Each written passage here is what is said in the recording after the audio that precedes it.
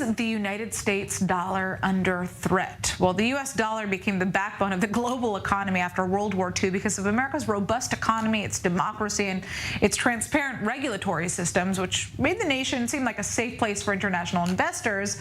But now the BRICS nations, Brazil, Russia, India, China, and South Africa, have announced plans to develop a new currency. Their goal is to reduce reliance on the U.S. dollar and other Western currencies as well, and protect themselves from international pressure. In fact, Brazil and China have already struck a deal to bypass the dollar when paying for trade goods, which is a major milestone in Beijing's long-term plans to establish its own currency, the yuan, as the dominant international currency. So, what will this new currency look like, and what will it mean for the dollar? Well, joining us now is Professor John Quelch from the Miami Herbert Business School at the University of Miami. So the BRICS nations aren't a formal trade bloc. So if they do, in fact, create this new currency, how will it ultimately be used? So I think what we'd find is that it would initially be used in very large transactions that are government-style transactions between two or more of the countries involved.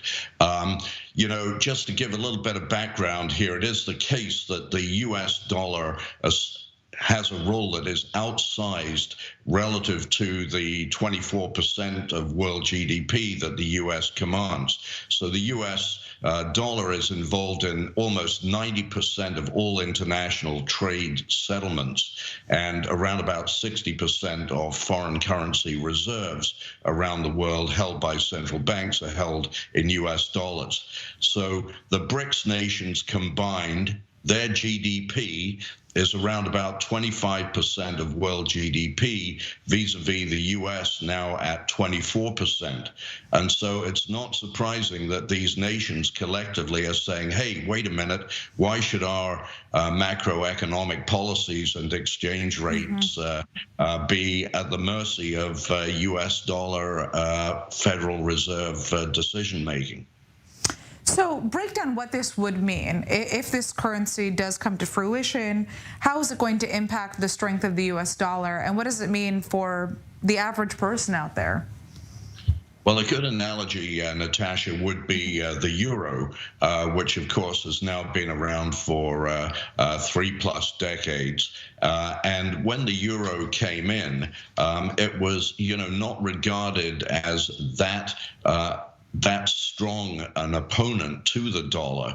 But the fact is that the European nations have, of course, used the euro to facilitate all of their intra-European trade, and some trade beyond that as well is now carried out in euros.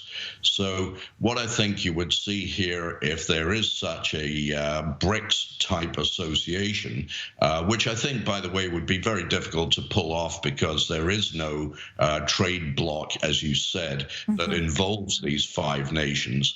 But if there were such a currency, as I said, it would primarily be used initially for intra trade among the 5 nations, before then being potentially expanded out to other nations. The Chinese have, of course, long aspired to develop a digital yuan as an alternative trading currency. They haven't made a tremendous amount of progress, and so I think this partnership is reflective of that, and the Chinese are trying to use the BRICS association as a way to further push the yuan, though they're saying it doesn't matter if it's a digital rupee, a digital yuan, a digital ruble, but in actuality, I think we all know that it would likely be a digital yuan, or at least be heavily based on a digital yuan if it were to come into existence.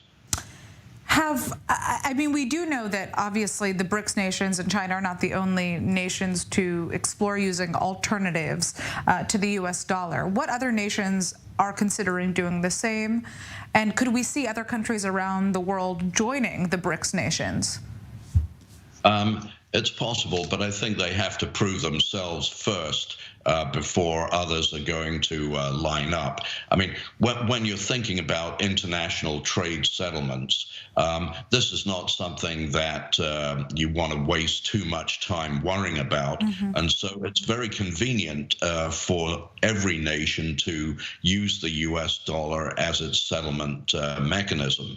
However, as I said earlier, the substantial increase in U.S. interest rates in the last 6 months has really brought home to emerging economies in particular that have dollar-denominated debt that there's a significant risk in being overly dependent on the U.S. dollar for their reserves, for their trade settlements. And so that's the basis on which we're seeing this BRICS concept emerge right now. That's why we're seeing it today as opposed to a year ago.